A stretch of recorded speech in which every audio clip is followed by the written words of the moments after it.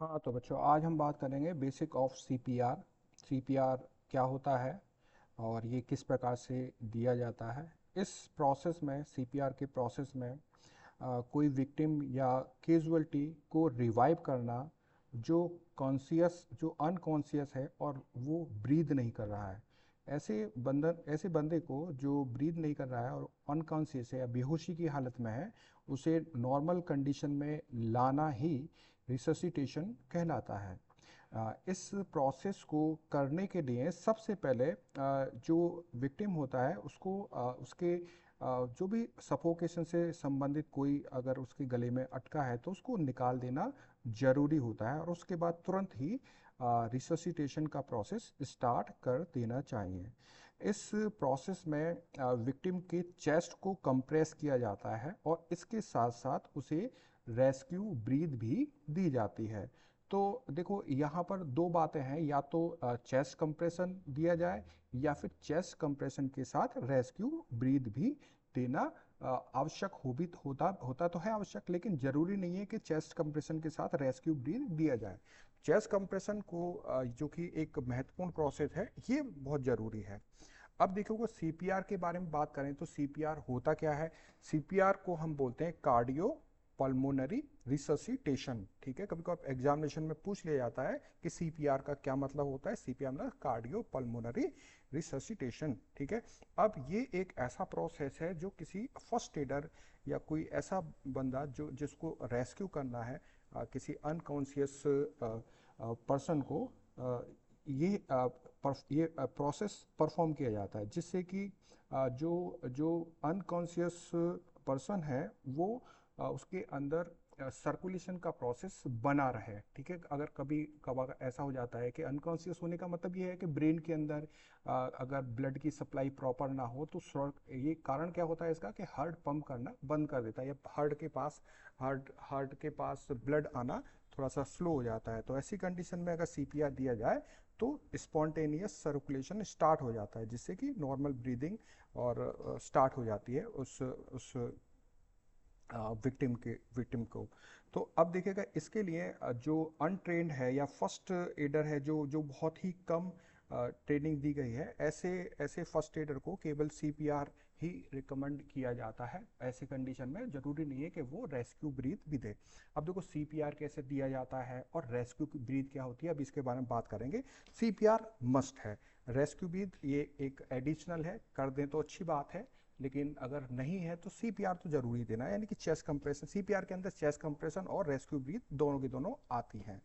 अब देखिएगा, chest compression क्यों दिया जाता है, किस लिए जरूरी है। देखो, हमारे शरीर के अंदर हार्ट होता है, ब्रेन होता है, ये दोनों ऐसे पार्ट होते हैं जिनको ब्लड की सप्लाई बहुत जरूरी होती है। तो कभी कभार इन इन इन एसेंशियल ऑर्गन के ऊपर अगर अगर ब्लड की सप्लाई प्रॉपर ना हो तो ये काम करना बंद कर सकते हैं। तो ऐसी कंडीशन में जो रेस्क्यू, ऐसी कंडीशन में सीपीआर दिया जाता है। अब देखिएगा, जो सीपीआर देने वाला है या फर्स्ट एडर है, ये उसकी चॉइस है कि वो रेस्क्यू ब्रीथ दे या ना दे। ठीक है, अगर यहाँ पर देखो बच्चों, कुछ कंडीशन है जैसे कि अगर एडल्ट पर्सन है तो एडल्ट पर्सन को सीपीआर या चेस्ट कंप्रेशन तो जरूर देना है, लेकिन रेस्क्यू ब्रीथ जो कंडीशन है या मुंह से सांस लेना जो दिया जाता है किसी विक्टिम को, तो ये बेबीज के लिए मस्ट होता है। लेकिन अगर एडल्ट है तो एडल्ट के लिए केवल चेस्ट कंप्रेशन ही सफिशियंट होता है। अब देखो, इस सीपीआर के लिए सबसे पहले पता लगाना है कि देखो कि कोई विक्टिम है, विक्टिम को कब सीपीआर देना है, इसके बारे में सबसे पहले फर्स्ट एडर को पता लगाना होता है। तो देखिए, कार्डियक अरेस्ट हो जाए तो ऐसी कंडीशन में जो हार्ट होता है वो अचानक से काम करना बंद कर देता है। अब देखो, कार्डियक अरेस्ट होता है तो हम कैसे पता लगाएं। ठीक है, पहली बार हो सकता है कि कार्डियक अरेस्ट ना हो। तो ऐसी कंडीशन में जो विक्टिम होता है वो अचानक से कोलैप्स, की पूरी बॉडी कोलैप्स कर जाती है, मतलब गिर जाता है और वो बिल्कुल से बेहोश हो जाता है। उसकी ना तो ब्रीथ करता है, ना ही उसकी पल्स चलती है। ऐसी कंडीशन अगर होती है तो सीधे सीधे इसके साइन है कि उस बंदे को कार्डियक अरेस्ट हुआ है।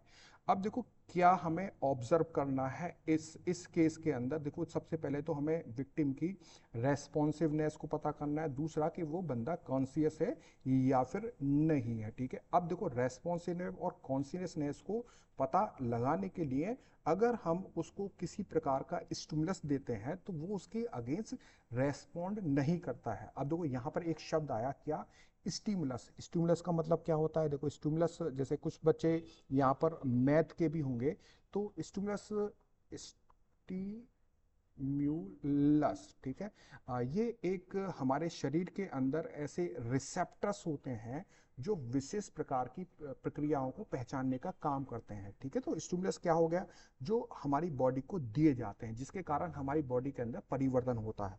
अब देखिएगा स्टिमुलस में जैसे जैसे साउंड हो गया, ये स्टिमुलस होता है, साउंड को सुनते हैं तो हम उसके हिसाब से काम करते हैं। कोई पेन होता है तो पेन होता है तो अगर मतलब अगर कोई हमारे शरीर के अंदर अगर चाकू लग जाता है या पिन चुभ जाती है तो हमें दर्द होता है, ठीक है। तो ये सारी की सारी चीज़ें स्टिमुलस होती हैं और ये स्टिमुलस के हिसाब से हमारा बॉडी परफॉर्म करती है, ठीक है। अब देखिएगा अब अगर कभी कभार जैसे ही अगर अनकॉन्शियस बंदा हो, अगर एकदम से उसकी ब्रीथ जो भी विक्टिम है वो ब्रीथ करना स्टॉप कर दे, तो ऐसी कंडीशन में तुरंत इमरजेंसी हेल्पलाइन नंबर, जो कि हम आपको पहले भी बता चुके हैं 112 है, यहाँ पर कॉल करना है और उसके लिए ट्रांसपोर्टेशन का अरेंज करना है। तो 112 नंबर याद रखिएगा, हो सकता है कि आपसे एग्जामिनेशन में भी पूछ लिया, लेकिन ये चीज़ तो बहुत ज़रूरी है, सभी को पता होना चाहिए। 112 नंबर इमरजेंसी हेल्पलाइन नंबर है जो सभी के लिए कॉमन है, चाहे एम्बुलेंस के बारे में बात करें, चाहे पुलिस के बारे में बात करें, चाहे फायर के बारे में बात करें, चाहे डिजास्टर मैनेजमेंट, किसी भी चीज़ के लिए केवल एक ही नंबर है यहाँ से हम। और इसके लिए एंड्रॉयड ऐप और अगर एप्पल फ़ोन है तो उसके अंदर भी इसकी ऐप आती हैं और उसके अंदर हम चाहें तो हल्के से कुछ बहुत सारे ऐसे कमांड्स होते हैं, आसानी से ये ऐप भी अपने आप ही काम करना शुरू कर जाती है। तो इसको आप एक्सप्लोर कर सकते हैं एंड्रॉयड या एप्पल की स्टोर के ऊपर, इसको इसको ज़रूर इंस्टॉल करना चाहिए आप सभी को, ठीक है। तो अब देखिएगा अनकॉन्शियस जो कंडीशन है ये किसी भी विक्टिम के लिए या तो थोड़े समय के लिए हो सकती है या ये बहुत ज़्यादा समय के लिए भी हो सकती है। इसको नापने के लिए एक स्केल होता है और उस स्केल को हम बोलते हैं AVPU स्केल, AVPU स्केल, ठीक है। तो अब कभी कभार इसके ऊपर भी प्रश्न आ जाता है भाई AVPU स्केल नाम की क्या चीज़ है। तो बच्चों ये एक ऐसा सिस्टम है जो कि फर्स्ट एडर इससे मेजर करता है, रिकॉर्ड करता है किन किन चीज़ों को, कि एक तो नंबर एक के विक्टिम रेस्पॉन्स दे रहा है या नहीं दे रहा है, दूसरा कि विक्टिम कॉन्शियस है या नहीं है, ठीक है। तो ये रिकॉर्ड करने के लिए, मेजर करने के लिए फर्स्ट एडर AVPU स्केल का प्रयोग करता है। अब देखो ये AVPU जो स्केल है, अब हमने नाम तो बता दिया, इसका आउटकम क्या है, ठीक है। आउटकम है इसका, नंबर एक बात करें ए के बारे में बात करें, ए का मतलब होता है अलर्ट, ठीक है। अलर्ट का मतलब यह है कि कोई पर्सन पूरी तरह से जगा हुआ है ना, जगा मतलब आंखें खुली हुई हैं, ठीक है। वो रेस्पॉन्ड कर रहा है तो इसको मतलब होता है अवेक, ठीक है, अलर्ट है वो। वी वी का मतलब होता है, वी शब्द ही बना है रेस्पॉन्ड टू वॉइस, ठीक है। अगर हम उससे कुछ बोलते हैं तो उसके उस बोलने के हिसाब से वो काम करता है, तो कोई वॉइस कमांड दिया तो उसके हिसाब से वो काम करता है, क्या मतलब ये वी के लेवल पर आ गया। तो पहला लेवल हो गया ए, दूसरा लेवल हो गया वी, और तीसरा लेवल होता है पी। पी मतलब होता है पेन, रेस्पॉन्ड टू पेन। अगर उससे कहते हैं भाई हमारी उंगली को पकड़ो या कोई पिंच करने के लिए कहते हैं तो उस स्टिमुलाई के हिसाब से वो काम करे, विक्टिम काम करे, तो ये मतलब पी लेवल हो गया।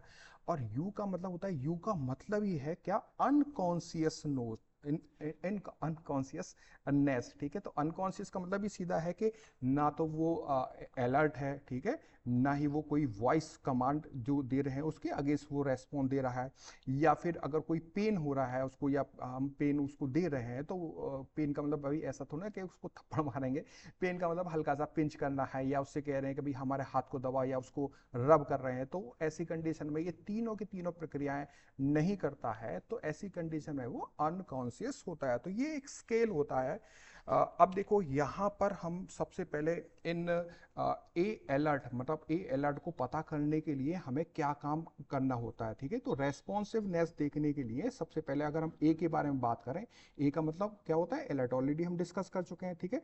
तो ऐसी कंडीशन में जो विक्टिम होता है या पेशेंट होता है या कैजुअलिटी होती है, वो अपने गले को दाएं बाएं घुमा सकता है, घुमाता है, मतलब मोटर, हमारे शरीर का जो मोटर मोटर सिस्टम होता है, मोटर का मतलब क्या होता है कि ये मसल से संबंधित है, यानी कि हाथ पैर को जब हम हिलाते हैं, हमारे ये हाथ पैर को हिलाने के लिए रेस्पॉन्सिबल मस्कुलर सिस्टम होता है, तो वो अपने हाथ को हिलाता है, गर्दन को हिलाता है, ठीक है। और अगर हम बात करें तो वो कभी कभार कुछ, अगर हम कुछ को क्वेश्चंस देते हैं, क्वेश्चन पूछते हैं, देंगे देंगे क्या, कोई क्वेश्चन पूछते हैं तो उसका वो जवाब भी देता है, ठीक है, फील करता है, ठीक है, हाँ, घूमता है, फिरता है। तो ऐसी कंडीशन में हम कहेंगे कि विक्टिम अलर्ट है।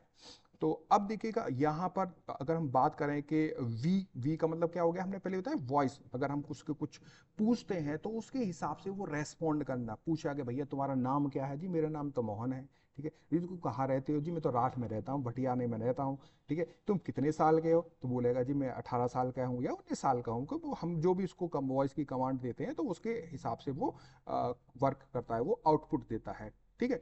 तीसरा हमने क्या बताया था, पेन। अब पेन का मतलब क्या होता है, तो ऐसी कंडीशन में अगर हम उसके उसकी उसके स्टर्नम को, स्टर्नम जो हमारी रिब्स होती है ना, जो हमारी छाती होती है, उसकी पसलियों को अगर हम मलते हैं तो वो उसको फील करता है। अगर अगर ऐसा, अगर हल्का सा, अगर ऐसे करने पर ना करें, हल्का सा उसको पिंच करके दे दिया ना, हल्का सा, जैसे हम लोग मजाक मजाक में अपने दोस्तों को पिंच करते रहते हैं ना, तो उस तरह से उसको पिंच करके भी हम पता कर सकते हैं कि हाँ भाई ये बंदा पेन के लिए रेस्पॉन्ड दे रहा है या नहीं दे रहा है, ठीक है। ये तीनों के तीनों लेवल अगर वो पास कर लेता है तो ठीक है, लेकिन अगर वो ये तीनों के तीनों AVP जो स्केल है अगर इसमें फेल हो जाता है तो सीधा मतलब है इसका कि वो रिएक्शन नहीं दे रहा है, वो रेस्पॉन्स नहीं दे रहा है, और वो क्या है, वो है अनकॉन्शियस, यानी कि वो बेहोश है, ठीक है। इसको हम कहेंगे यू लेवल पे। तो यू लेवल पे कभी कभार ऐसी भी कंडीशन हो जाती है कि हम वो रेस्पॉन्स दे रहा है और बहुत हल्का फुल्का रेस्पॉन्स दे रहा है, ठीक है। जैसे हल्का फुल्का रेस्पॉन्स का मतलब क्या हो गया कि कभी कभार कुछ लड़के ऐसे होते, लड़के का मतलब लड़के का शादी ब्याहों में डांस वांस करते रहते हैं और पीते हैं, इतना ड्रिंक कर लेते हैं और बिल्कुल अधमरे हो जाते हैं, नागिन डाल जमीन पे पड़ जाते हैं, गिर जाते हैं, ठीक है। तो ऐसी कंडीशन में वो बिल्कुल ऐसी कंडीशन को बोले ग्रोगी, तो बिल्कुल सीधा नहीं चलना है, तो ऐसी कंडीशन भी देखने को मिल जाती है। तो ना तो हम ऐसे ऐसे बंदे को बोलेंगे कॉन्सियस है, ना ही हम ऐसे बंदे को बोलेंगे अनकॉन्सियस है, ठीक है। तो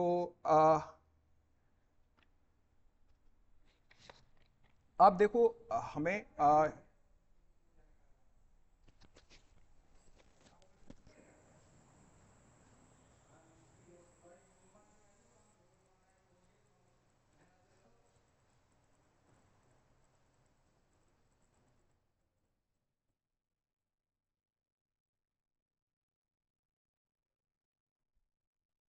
देखो बात करें कि कोई विक्टिम है वो ब्रीथ कर रहा है या नहीं कर रहा है, इसको ऑब्जर्व हम किस प्रकार से करें।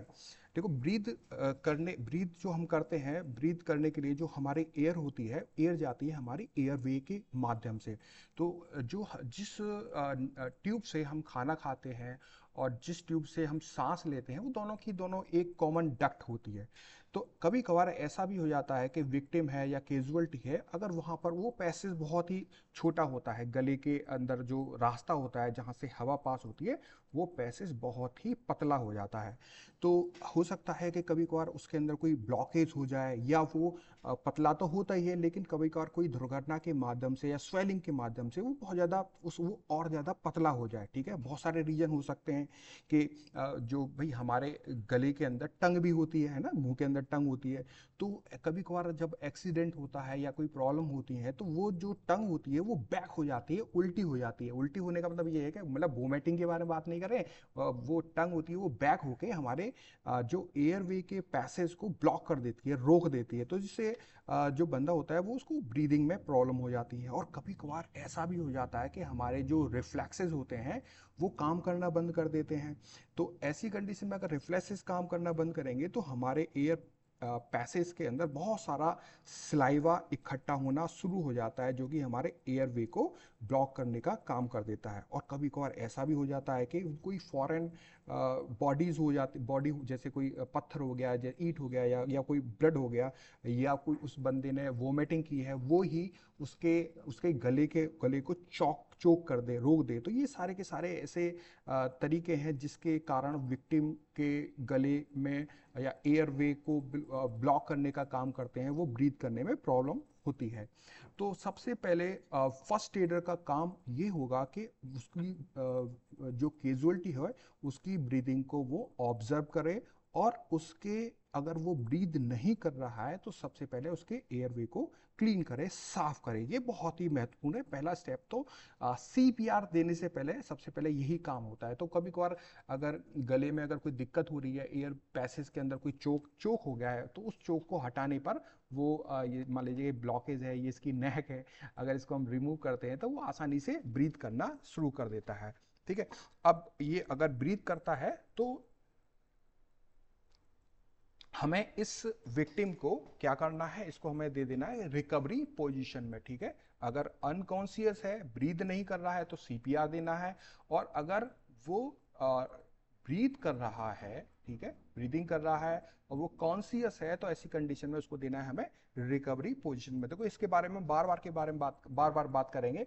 एक तो है रिकवरी पोजीशन, दूसरा है सीपीआर। ठीक है। सीपीआर कब देना है? जब अनकॉन्शियस है, जब वो ब्रीद नहीं कर रहा है। ठीक है। और अगर वो ब्रीद कर रहा है, ठीक है, और वो कॉन्शियस है, होश में है, ठीक है, वो कैसे पता करेंगे? वो लेवल हम ऑलरेडी डिस्कस कर चुके हैं। ठीक है।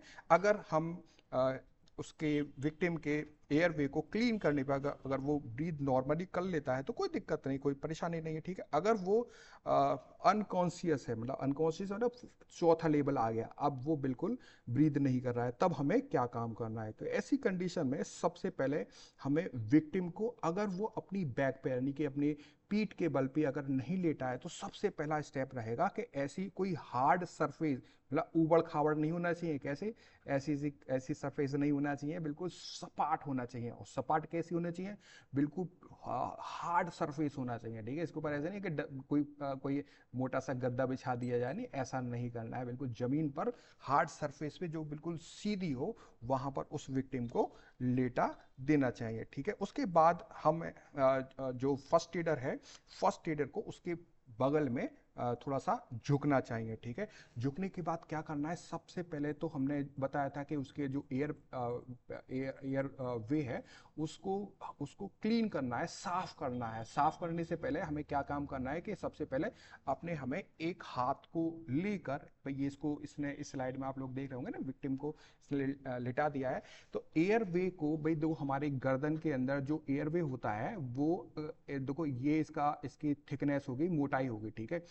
इस मोटाई को बढ़ाने के लिए, इस डायमीटर को बढ़ाने के लिए जो स्टेप किया जाता है, उसमें क्या करेंगे? देखो ये थोड़ा सा हमने बड़ा किया है। ठीक है। बड़ा करने पहले तो फर्स्ट कंडीशन हो गई ये, और सेकंड कंडीशन हो गई ये। तो फर्स्ट कंडीशन कैसी है? ये है, अगर विक्टिम है, अगर इस तरह से पड़ा है, तो यहाँ पर हमें नंबर एक कंडीशन, यानी कि उसका जो एयरवे है वो काफी पतला होगा। इसको बड़ा करने के लिए हमें क्या करना है कि अपने एक हाथ से इस विक्टिम की चिन को पकड़ना है, और क्या करना है? इसको करना है फॉरवर्ड। ठीक है। ऊपर की ओर। ठीक है। फॉरवर्ड करना है, और दूसरे हाथ से इस विक्टिम के सर को पकड़कर उसे नीचे, यानी कि बैकवर्ड डायरेक्शन में नीचे करना है। ठीक है। ये ध्यान रखिएगा, सबसे पहला जो स्टेप रहेगा, क्योंकि भाई देखो सीपीआर देने से पहले हमें उस विक्टिम के एयर पैसेज को या एयरवे को क्लीन करना है, बड़ा करना है, ताकि वो सबसे पहले तो अगर उसका एयर पैसेज अगर क्लीन होगा तो ही वो सांस ले पाएगा। ठीक है। अब हम कारण भी बताया था कि बहुत सारे कारण हो सकते हैं। ठीक है। ऑलरेडी हम इसके बारे में डिस्कस कर चुके हैं। तो देखो ये प्रोसेस करने पर उसकी चिन को ऊपर उठाना और इसके सर को नीचे करने से दो चीजें होती हैं। ठीक है। क्या? एक तो उसके गर्दन में जो डायमीटर होता है, एक तो ये बड़ा हो जाता है। ठीक है। दूसरा दूसरा काम क्या होता है? जो उसकी टंग होती है, टंग जो कि एयर पैसेज को ब्लॉक कर रही होती है, वो ऊपर हो जाती है, इस तरह से सीधी खड़ी हो जाती है। तो इससे एयर पैसेज पूरी तरह से साफ हो जाता है। तो वो ऐसी कंडीशन में ऐसा करने पर कभी कभार वो सांस लेना भी शुरू कर देता है, उसके अंदर ब्रीदिंग स्टार्ट हो जाती है। ठीक है, अब देखिएगा यहाँ पर, अब अगर फिर भी विक्टिम सांस नहीं ले रहा है, अगर वो ब्रीथ नहीं कर रहा है, तो हो सकता है कि उसके गले में कुछ चीज अटकी हुई हो। ऐसी कंडीशन में देखो, इस यहाँ पर आप देख रहे होंगे कि ये जो फर्स्ट एडर है, ये काम क्या कर रहा है, ये इसकी इस बंदे की कॉन्शियसनेस को चेक करने के लिए कि भाई होश है, इसकी ब्रीदिंग चल रही है या नहीं चल रही है, तो इसको इसको इसको ऑब्जर्व करने के लिए कुछ चीज़ें को नोट करता है कि वो सुन रहा है या वो फील कर रहा है। हम वे फर्स्ट रीडर चेक करता है, कैसे देखता है, फील करता है, लुक करता है, किसको, इस विक्टिम को। ठीक है, किस तरह से कैसे चेक करेगा कि देखो यहाँ पर ये जो फर्स्ट रीडर है, ये विक्टिम के पास आएगा, बिल्कुल अपने कान को रखेगा इसके पास, ये जो डिस्टेंस है लगभग 3 से 5 सेंटीमीटर, 3 से 5 सेंटीमीटर की दूरी तक ये अपने मुंह को अपने गाल को इस विक्टिम के माउथ के पास लेके आएगा और देखेगा कि इसके मुंह से हवा निकल रही है या नहीं निकल रही, मतलब ये इसको कहते हैं फील करना, हवा निकलेगी नहीं निकलेगी पता चल जाएगा। दूसरा देखो, इसकी आंखें क्या है, इसकी आंखें इसके पेट की ओर, इसके चेस्ट की ओर, तो इसको इसको देखकर भी ये पता कर सकता है कि भी इसका जो एब्डोमेन है ये ऊपर उठ रहा है या नहीं, इसका जो चेस्ट है ये ऊपर उठ रहा है या फिर नहीं। तो ये सारी की सारी चीजें हैं, ये फर्स्ट एडर देख कर, फील कर कर और सुनकर पता कर सकता है कि ये बंदा कॉन्शियस है या फिर नहीं है। ठीक है, अब देखिएगा कि ऐसी कंडीशन में फर्स्ट एडर इसके चेस्ट के ऊपर हाथ रखकर भी पता कर सकता है कि भाई इसके माउथ से हवा आ रही है नहीं आ रही है। नॉर्मली तो पता चल ही जाता है कि चेस्ट ऊपर उठता है या नहीं उठता है, तो या फिर माउथ से भी हवा आ रही है नहीं आ रही है, सीधा पता चल जाता है कि भाई ये विक्टिम कॉन्शियस है या फिर वो अनकॉन्शियस है, उसकी ब्रीथ चल रही है या फिर नहीं चल रही। ठीक है, चल रही है तो कोई दिक्कत ही वाली बात नहीं है, अगर चल रही है, वो ब्रीथ कर रहा है, तो तुरंत पहला स्टेप लेना है क्या, रिकवरी पोजीशन में। ठीक है, इसका प्रैक्टिकल भी हम आपको बताएंगे कि किस तरह से हम रिकवरी पोजीशन पे किसी विक्टिम को लेके आते हैं। अगर विक्टिम अनकॉन्शियस है, ठीक है, अगर वो अपनी सीने को या ब्रीदिंग चल रही है, सीना उठ रहा है या फिर उठना और बैठने के प्रोसेस नहीं हो रहा है, तो सीधा मतलब है कि विक्टिम अनकॉन्शियस है और वो ब्रीद नहीं कर रहा है। ठीक है, तो इसके कुछ कारण भी हो सकते हैं, कि हो सकता है कि उसका एयरवे चोक हो, तो उसको चोक को क्लीन करने के लिए अपने हाथ की फिंगर को हुक बनाते हुए, देखो इसे हुक सा बना लिया है, और हुक बना के इसके एयरवे को क्लीन करने का प्रयास करेगा। अगर क्लीन करने के बाद अगर ये विक्टिम अगर ब्रीथ करना स्टार्ट कर दे, तो इसे तुरंत इस विक्टिम को कहाँ डालना है, रिकवरी पोजीशन पे डालना है। ठीक है, रिकवरी पोजीशन में डालना है। अगर ब्रीथ नहीं कर रहा है तो क्या देना है, इसको देना है सीपीआर। ठीक है, ब्रीथ करना स्टार्ट कर दे तो रिकवरी पोजीशन, और अगर बिल्कुल वैसी की वैसी कंडीशन है, एयरवे क्लीन हो भी गया तो अभी वो ब्रीथ नहीं कर रहा है, तो ऐसी कंडीशन में क्या काम करना है, ऐसी कंडीशन में हमें देना है सीपीआर। ठीक है, तो सीपीआर अनकॉन्शियस और रिकवरी पोजीशन जब वो ब्रीथ कर रहा है। ठीक है, अब देखिएगा कि ज्यादा समय, आज की गाइडलाइन देखो, आजकल बहुत ज्यादा समय इस काम करने में ज्यादा समय लगता नहीं है, मैंने इतना देर से बोल रहा हूँ आपको, ये चीजें बहुत जल्दी जल्दी हो जाती हैं। ठीक है, तो अगर वो एयर वे को क्लीन करने के बाद सांस लेने लगे, देखो इसमें भी ज़्यादा समय नहीं लेना है, एयर वे को क्लीन करने में भी ज़्यादा टाइम नहीं लेना है। ठीक है, कभी कभार ऐसा हो जाता है ना, विक्टिम का माउथ ही बंद हो जाए। ठीक है, तो कभी ध्यान रखिएगा, फर्स्ट एडर को कभी भी अगर विक्टिम अगर विक्टिम का माउथ बंद है, तो उसे उस फर्स्ट एडर को उसके माउथ को ओपन करके उसके एयरवे को क्लीन करने का प्रयास नहीं करना चाहिए। ध्यान रखिएगा इस बात को, ये बहुत ही महत्वपूर्ण पॉइंट है कि अगर विक्टिम का माउथ बंद है, तो ऐसी कंडीशन में उसके एयरवे को क्लीन करना नहीं है। हाँ, अब देखो बात करेंगे पल्स पल्स के बारे में कि पल्स कैसे चलती है, कैसे हम पता चल रहा है कि उसका जो हार्ट है वो काम कर रहा है नहीं काम कर रहा है। तो हमारी बॉडी के बहुत सारी बॉडी के अंदर से ऐसी आर्टरीज जाती हैं जिससे हम पता कर सकते हैं कि उसका हार्ट काम कर रहा है या नहीं कर रहा है, ठीक है। तो इसकी जांच करते हैं पल्स के माध्यम से। तो देखो ये आप जो हमारे गर्दन के अंदर जो आर्टरीज जाती हैं, जो हमारा वॉइस बॉक्स यहाँ पे होता है, ये यहाँ पर वॉइस बॉक्स होता है, और इसी के बराबर में एक तो यहाँ पर एक यहाँ पर मिलती है हमें कैरोटिड पल्स, ठीक है। इस कैरोटिड पल्स पर अपनी दो उंगलियों को अगर हम दबाएं, दो उंगलियों को दबाएं तो यहाँ पर ये हमें हल्की सी उठती हुई बैठती हुई, मतलब बीट करने कंपन जैसा हमें महसूस होता है। तो हाथ में भी पता कर सकते हैं। एक पूरा टिप टू टो असेसमेंट में हम पूरी की पूरी सारी की सारी कहाँ कहाँ से पल्स, कौन कौन से पल्स होते हैं, इसके बारे में डिस्कस करेंगे। आज फिलहाल हम केवल कैरोटिड पल्स के बारे में बात करते हैं। तो कहाँ पर मिलती है कैरोटिड पल्स? ये हमें नेक में मिलती है, यहाँ पर भी मिलती है और यहाँ पर भी मिलती है, ठीक है। तो यहाँ से हम विक्टिम की पल्स को पता कर सकते हैं, ठीक है। अगर बंदा कॉन्सियस है, ठीक है, और वो ब्रीद कर रहा है तो रिकवरी पोजीशन पे डालना है, और अगर वो अनकॉन्सियस है तो हमें उसकी पल्स को चेक करना है। तो ये पुरानी गाइडलाइन थी कि पल्स को चेक करना है सीपीआर देने से पहले, लेकिन आज जो नई गाइडलाइन है उसमें जरूरी नहीं है कि उसकी पल्स को जांचना है। अगर बंदा अनकॉन्सियस है, सीधा सीधा वो लेवल में पहले के 3 लेवल को पास नहीं कर पाया, सीधा सा हमें उसको क्या देना है, उसको देना है सीपीआर, ठीक है।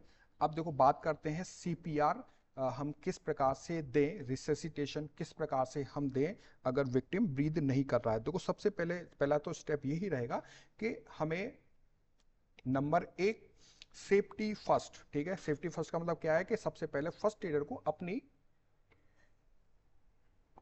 सुरक्षा को देखना है कि अगर देख रहा है कि भाई हाँ उसके लिए कोई डेंजर नहीं है, अगर बहुत सारी भीड़ आ जाए, उसके लगता है कि उसकी उसकी जान को खतरा है, तो ऐसी कंडीशन में सबसे पहले वो चिल्लाएगा, ठीक है। हो सकता है कि भीड़ ना हो, वो अकेला हो तो बुला सकता है, 2-4 लोगों को बुला सकता है, ठीक है। और अगर कोई आसपास में चिल्लाने पर नहीं भी आता है तो कहेगा विक्टिम से, जो विक्टिम है जो बेहोश हो गया है, बेहोश हो गया उसे तो कुछ कहेगा नहीं, लेकिन हाँ अगर वो हल्का सा होश में है तो उसे कहेगा ठीक है मैं जा रहा हूँ, लेकिन मैं अभी आ जाऊंगा, ठीक है। अगर लग रहा है कि वो वहां पर उस विक्टिम को देख नहीं पा रहा है, ठीक है। तो अगर अगर सारी की सारी चीजें सही है, सब कुछ उसे सही लग रहा है, तो सबसे पहले तो विक्टिम को, अगर वो अनकॉन्सियस है तो सबसे पहले क्या काम करेगा, नंबर 1 सेफ्टी फर्स्ट, नंबर 2 112 पर कॉल करना, ठीक है। इमरजेंसी हेल्पलाइन नंबर पे कॉल करना है। उसके बाद क्या करना है, ट्रांसपोर्टेशन का अरेंजमेंट करना है। उसके बाद ही फर्स्ट एडर का काम रहेगा कि फर्स्ट एडर क्या देगा, फर्स्ट एड देगा विक्टिम को, ठीक है। तो कोई खतरा नहीं है, कोई दिक्कत वाली बात नहीं है। फर्स्ट एडर ने 112 पे भी कॉल कर दिया है, और उसने जो ट्रांसपोर्टेशन है उसकी भी व्यवस्था कर दी है। उसके बाद क्या करेगा, दूसरा स्टेप रहेगा क्या, एयरवे को क्लीन करना, ठीक है। एयरवे को क्लीन करना कैसे करते हैं ऑलरेडी हम डिस्कस कर चुके हैं इसके बारे में, ठीक है। तो उसके बाद क्या काम करना है, तीसरा कि अब देखो उसकी ब्रीदिंग को चेक करना है, ठीक है। ब्रीद वो कर रहा है नहीं कर रहा है, ऑलरेडी हम डिस्कस कर चुके हैं कि वो कैसे ब्रीद हम कैसे जांच करें, ठीक है। अब देखिएगा यहां पर हम बात करते हैं किसके बारे में, सीपीआर के बारे में। देखो सीपीआर एक ऐसा प्रोसेस है जिसमें विक्टिम को चेस्ट में कंप्रेशन दिए जाते हैं, ठीक है। देखिए इस काम के लिए सीपीआर देने से पहले विक्टिम को सबसे पहले क्या काम करना है, सबसे पहले इसको हार्ड सरफेस और जो कि प्लेन हो वहां पर इसको लेटा देना है। अगर उसके कपड़े बहुत ज़्यादा टाइट हैं तो उसको खोल देना चाहिए, ठीक है। दूसरा स्टेप क्या रहेगा, यहाँ पर इसकी चिन को फॉरवर्ड और इसके एक हाथ से इसकी चिन को फॉरवर्ड और इसके सर को बैकवर्ड लीकेयर इसके इसके एयरवे को क्लीन करेगा, ठीक है। ऑलरेडी हम इसके बारे में डिस्कस कर चुके हैं। इसके बाद ये काम क्या करेगा कि ये जो फर्स्ट एडर है ये इसके कंधे के पास बिल्कुल आके ऐसे बैठ जाएगा अपने पैरों को मोड़ते हुए, ठीक है। मोड़ने के बाद अपने एक हाथ को इस विक्टिम के जहां पर इसकी रिब्स हैं, ठीक है, भाई ये इसका एब्डोमेन वाला एरिया है, ये इसका थोरैक्स वाला पोर्शन है, ठीक है, यहीं पर हमारे लंग्स होते हैं और यहाँ पर हमारी एलिमेंट्री कैनाल होती है, ठीक है। तो यहाँ पर मतलब जहाँ पर हमारी पसलियाँ होती हैं, यहाँ से लेकर इसके गर्दन तक का जो पोर्शन है, इसके बिल्कुल सेंटर में, ठीक है। मान लीजिएगा कि ये हमारा आ, कि ये हमारा चेस्ट है, ठीक है, सीना है, सीनों के हमारा हार्ट होता है लगभग यहाँ पर।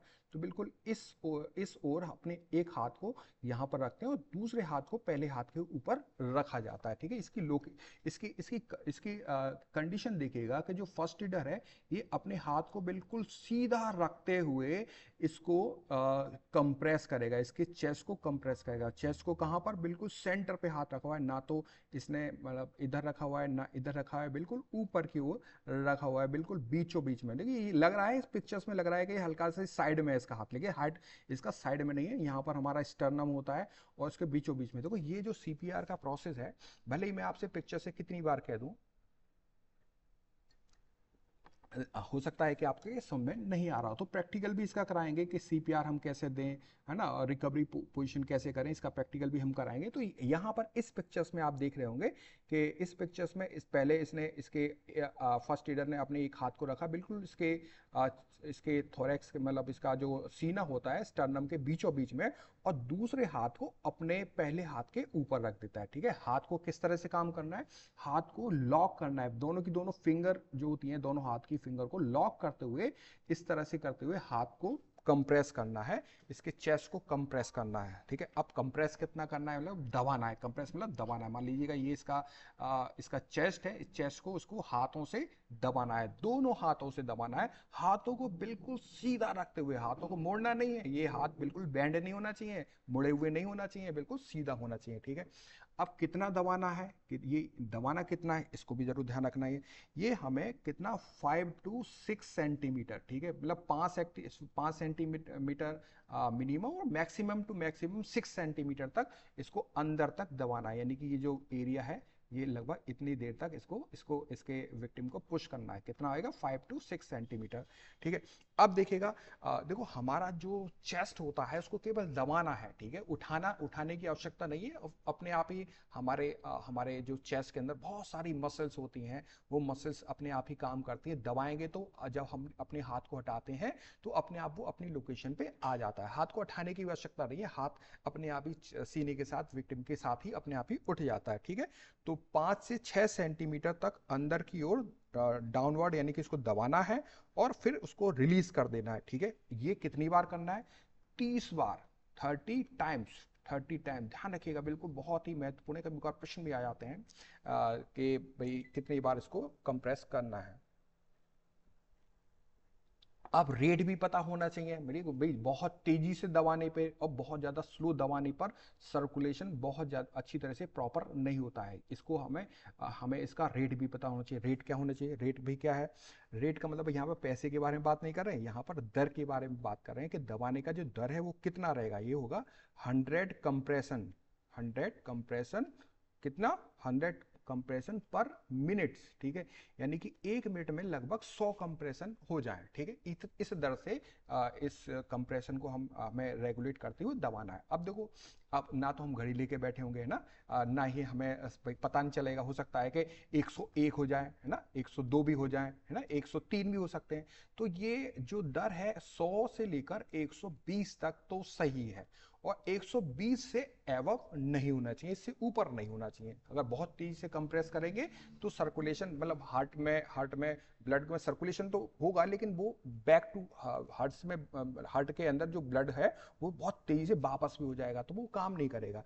तो इसलिए रिकमेंड किया जाता है 100 से लेकर 120 कंप्रेशन पर मिनट की दर से इसके सीने को दबाना है फर्स्ट एड की सहायता से, ठीक है। अब इस हिसाब से अगर इसको हम थोड़ा सा छोटा करें, जो लोग मैथ के होंगे तो इसको आसानी से कैलकुलेट कर सकते हैं। इस हिसाब से 2 कंप्रेशन पर मिनट पर सेकंड यानी कि 1 सेकंड में 2 से भी कम कंप्रेशन बनते हैं ना, पूरे के पूरे 2 नहीं। इस तरह से भाई देखो ये प्रोसेस है, तकिए की सहायता से फर्स्ट एडर बहुत बहुत कई फर्स्ट लेक्चर में भी हमने बताया कि जो फर्स्ट एडर जहाँ पर सर्टिफिकेट मिलता है वो 3-4 साल का उनका कोर्स होता है, वहाँ पर सिखाते हैं। तो तकिए की सहायता से डमी लगी हुई होती है, वहाँ पर प्रॉपर प्रैक्टिस प्रैक्टिस करते हैं, ठीक है। तो इस काम के लिए प्रैक्टिस बहुत जरूरी होती है कि हमें 1 मिनट में लगभग 100 से लेकर 120 कंप्रेशन बन जाए, ठीक है। ये बात रही किसके बारे में, एडल्ट पर्सन को हम किस प्रकार से क्या दें, सीपीआर दें, ठीक है। और सीपीआर के बाद देना होता है क्या, रेस्क्यू ब्रीथ। रेस्क्यू ब्रीथ क्या होती है, तो पहले भी हम शुरुआत से बात कर रहे हैं। रेस्क्यू ब्रीथ का मतलब होता है उसको मुंह से सांस देना, ठीक है। तो रेस्क्यू ब्रीथ कैसे दिया जाए, विक्टिम को वही सपाट प्लेन सरफेस पर इसको लिटा देना है, ठीक है। वो तो लिटा हुआ है पहले से ही। इसके चिन को फॉरवर्ड और इसके दूसरे एक हाथ से चिन को फॉरवर्ड और दूसरे हाथ से इसके हेड को कहाँ, बैकवर्ड। इससे क्या होगा, इसका जो चिन है वो ऊपर हो जाएगा और अपने माउथ को इसके माउथ से लॉक करते हुए, ठीक है। ध्यान रखिएगा सबसे पहले क्या काम करना है, विक्टिम को जैसे चिन ऊपर हो जाए तो उसके नोज को बंद कर देना है, नाक को बंद करना है। और चिन जैसे ऊपर करेंगे ऑटोमेटिकली इसका जो माउथ है वो ओपन हो जाएगा। पिक्चर्स में दिया है मुंह बंद है, लेकिन सर को ऊपर करने पे मुंह अपने आप ही ऑटोमेटिकली खुल जाता है, ठीक है। इसके बाद जो फर्स्ट एडर होगा वो क्या काम करेगा, इनहेल करेगा। इनहेल मतलब हवा को अंदर लेगा और इसके अपने माउथ को विक्टिम के माउथ से लॉक करते हुए इसके चेस्ट के अंदर हवा भरेगा, ठीक है। जब वो हवा भरेगा तो हमें फर्स्ट एडर को दिखाई देगा कि ये जो इसका चेस्ट है ये ऊपर की ओर उठ जाता है, ठीक है। तो ये कितनी बार करना है, लगभग 2 बार, ठीक है। कहने का मतलब है कि 30 कंप्रेशन, ठीक है। किस दर से, 100 से लेके 120, ठीक है, पर मिनट की दर से, यानी कि 30 बार तो कंप्रेस करना है और उसको देनी है कितनी, 2 रेस्क्यू ब्रीथ, ठीक है। अब ये ऑप्शनल है, ऑलरेडी बताया कि रेस्क्यू ब्रीथ ऑप्शनल है, लेकिन कंप्रेशन बहुत ही ज्यादा महत्वपूर्ण होते हैं किसी भी विक्टिम को बचाने के लिए, ठीक है। अब देखिएगा ये जो प्रोसेस है, सीपीआर का प्रोसेस है, हमें या फर्स्ट एडर को कब रोकना है, इस बात का भी ध्यान रखना है कि भाई फर्स्ट एडर को ये प्रोसेस कब रोकना है।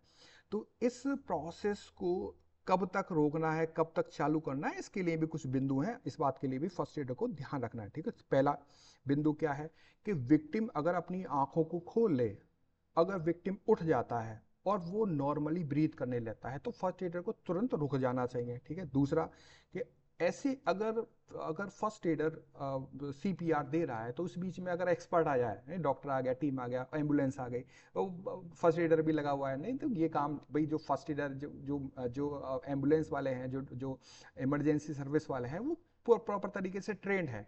तो जैसे ही दिखाई दे कि हाँ भाई एम्बुलेंस आ गई, तुरंत फर्स्ट एडर रुक जाए, ठीक है। हमने वही बात कही थी कि फर्स्ट एडर को कब रुकना है, नंबर 1 उसकी आंखों को खोल ले, यानी कि वो जो विक्टिम है वो कॉन्शियस हो जाए, अगर ट्रेंड एक्सपर्ट आ जाए, ठीक है। तीसरा बिंदु ये कि भाई फर्स्ट एडर है, इस काम में बहुत ज़्यादा ताकत लगती है, बहुत ज़्यादा एनर्जी लगती है चेस्ट को कंप्रेस करने में और रेस्क्यू ब्रीथ देने में। जैसे भाई आप लोग, अगर आप में से बहुत बच्चे हो सकता है कि एक्सरसाइज बहुत कम करते होंगे, मैं तो खैर करता हूँ, अनुलोम विलोम और कपाल भाती। इस प्रोसेस में करने में पेट की पूरी मसल्स खिंच जाती हैं, तब पसीना निकल जाता है गर्मियों के समय में, सर्दियों में भी करें, पहली पहली बार आज करके देखिएगा, अनुलोम विलोम और कपाल भाती बहुत ताकत लगती है। तो इस प्रोसेस में भी बहुत ज़्यादा एनर्जी लगती है। तो ऐसी कंडीशन में जो फर्स्ट एडर होता है वो थक जाता है। तो ऐसी कंडीशन में अगर फर्स्ट एडर थक जाए, भाई पहले तो उसको खुद को ही बचाना है ना, मैंने सेफ्टी फर्स्ट, तो पहले अपना आराम ले, उसके बाद फिर से ये प्रोसेस को फॉलो कर सकता है, ठीक है। चौथा बिंदु क्या है कि फर्स्ट एडर को कब रोकना है, अगर जो सीन है जहां पर ये सारा की सारा घटनाक्रम हुआ है, अगर वो उस फर्स्ट एडर के लिए अनसेफ हो जाए, तो फर्स्ट एडर को क्या काम करना है, तुरंत रुक जाना है। तो ये ऐसे ऐसे ऐसे बिंदु हैं, ऐसे पॉइंट्स हैं जहां पर फर्स्ट एडर को अपने काम को तुरंत रोक देना चाहिए, ठीक है। अब देखिएगा ये जो प्रोसेस है, सीपीआर देने का प्रोसेस है, ये केवल एडल्ट पर्सन के लिए है, ठीक है। अगर विक्टिम एडल्ट नहीं है, ठीक है, अगर विक्टिम एडल्ट नहीं है, यानी कि वो छोटा बच्चा है, लेकिन 1 साल से बड़ा है, तो सीपीआर किस तरह से दिया जाए, सीपीआर 2 हाथों से ना दे के उसे केवल 1 हाथ से सीपीआर दे, ठीक है, ध्यान रखें। जो कंप्रेशन का जो प्रोसेस है वो 2 हाथों से नहीं देना है, ये किसके लिए है, ये केवल एडल्ट लोगों के लिए है। और जो छोटे हैं, कह सकते हैं कि बहुत ज़्यादा बड़े भी नहीं है, है ना, एडल्ट और बच्चों के, एडल्ट और किड, मतलब बहुत ज़्यादा छोटे बच्चे हैं, 1 साल से छोटे बच्चे हैं, तो ऐसी कंडीशन में एक हाथ से उसको सीपीआर देना है या कंप्रेशन देना है। और अगर 1 साल से छोटा है बच्चा, तो ऐसी कंडीशन में जो सीपीआर देने का प्रोसेस थोड़ा सा अलग होता है, बिल्कुल डिफरेंट टाइप का होता है। इसके बारे में थोड़ा डिस्कस कर लें। तो देखो, सीपीआर देने से समय, देखो ध्यान रखिएगा हम किसके बारे में बात कर रहे हैं, बिलो 1 ईयर, 1 साल से अगर छोटा है, तो ऐसी कंडीशन में ऐसे नवजात शिशुओं को सीपीआर देने से पहले इसके वही तरीका वही रहेगा, क्या कि इसकी चिन को क्या करना है, फॉरवर्ड, और इसके दूसरे हाथ से इसके सर को नीचे की ओर बैकवर्ड करते हुए ऊपर करना है, ताकि इसका एयर वे है उसको क्लीन हो जाए। ठीक है, दूसरा स्टेप क्या रहेगा कि इसके एयरवे को क्लीन करना। ठीक है, जो बच्चे होते हैं वो तो वैसे ही ऑलरेडी छोटे होते हैं, और उनका एयरवे होता है वो और ही पतला होता है, तो उसको भी क्लीन करना जरूरी होता है।